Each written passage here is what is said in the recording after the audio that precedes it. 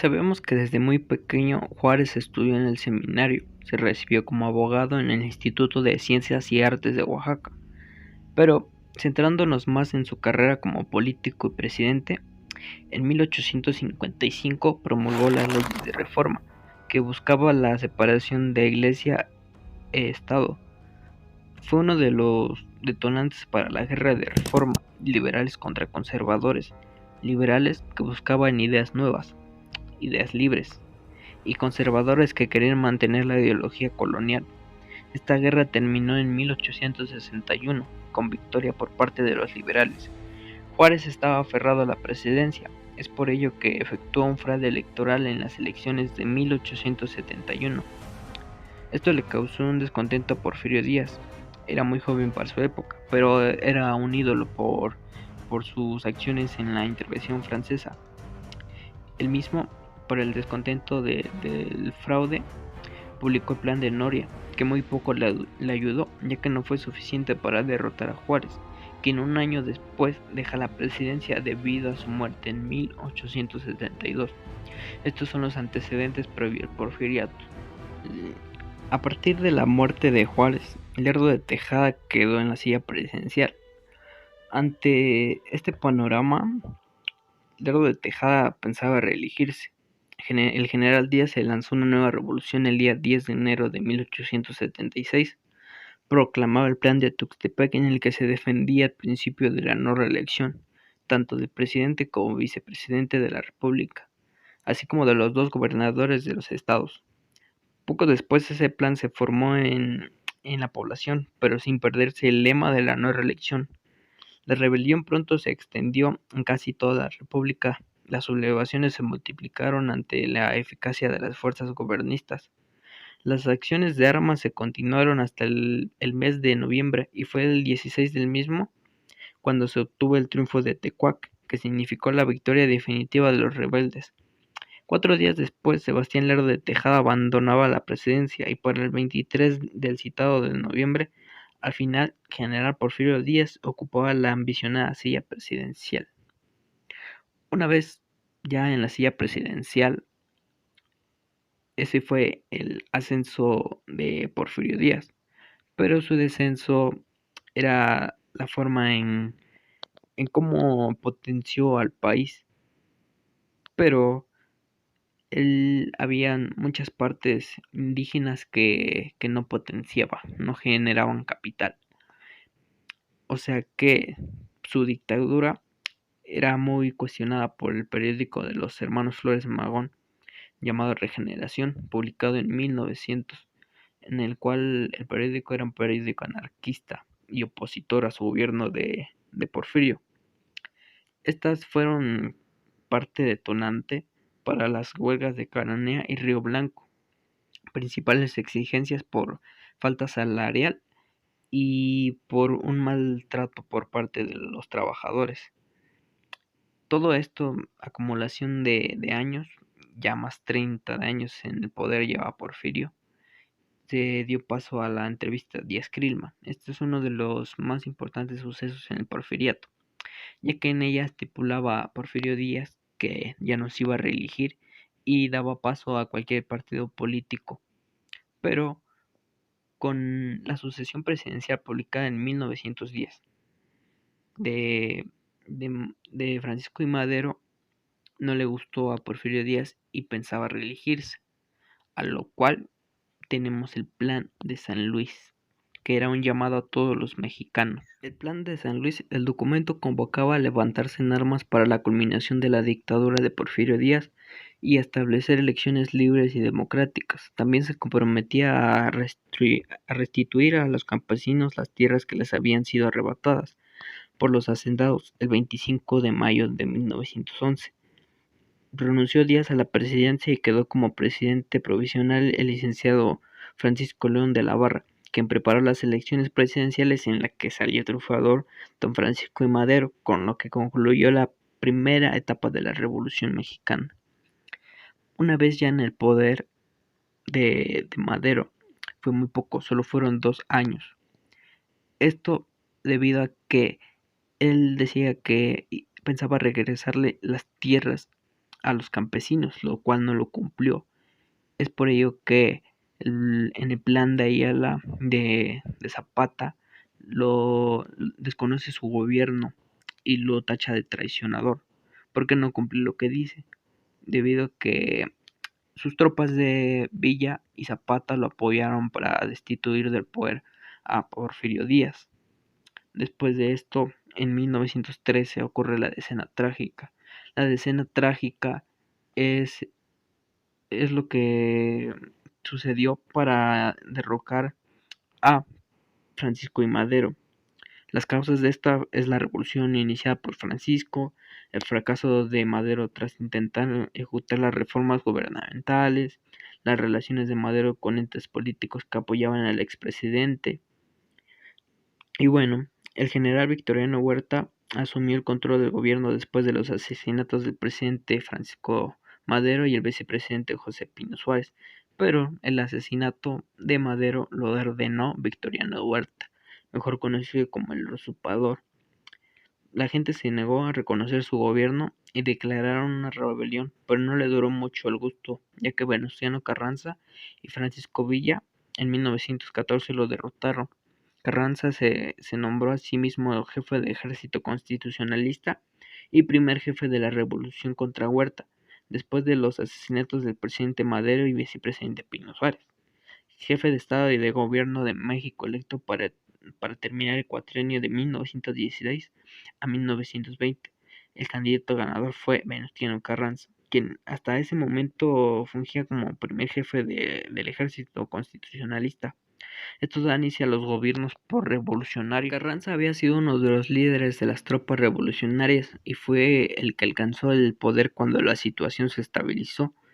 Entre sus logros se encuentra la nueva constitución del país promulgada en 1917. En ella se regulan las relaciones laborales, se establece una reforma agraria y otra educativa muy avanzadas para la época, la verdad. Sin embargo, durante su mandato siguieron produciéndose enfrentamientos entre las diferentes facciones revolucionarias.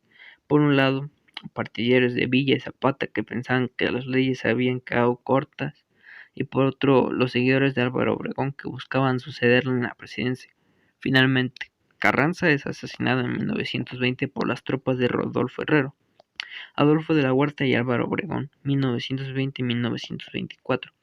Tras la muerte del presidente es nombrado de forma provisional Adolfo de la Huerta. Se trató de un gobernante de transición, que era favorable a que Álvaro Obregón llegara al poder, ¿verdad? Pero este consigue ganar las elecciones y es elegido presidente del país. Obregón era partidario de un estado fuerte y efectúa una reorganización del ejército. Igualmente procede a repartir tierras entre campesinos e indígenas, buscando la reconciliación nacional. En el exterior trató de reconducir las relaciones con los Estados Unidos, deterioradas por las regulaciones proteccionistas en la industria del petróleo. En 1923 tuvo que hacer frente a una pequeña rebelión capitaneada por De la Huerta, que pretendía volver a la presidencia sin éxito. Así es como llegamos al sexenio de Plutarco Elías Calles. Bueno, cuatrenio más bien. Elías Calles se convirtió en el perfecto ejemplo del presidente caudillista, no solo durante su mandato de 4 años, sino por la influencia que ejerció durante el llamado Maximato posterior.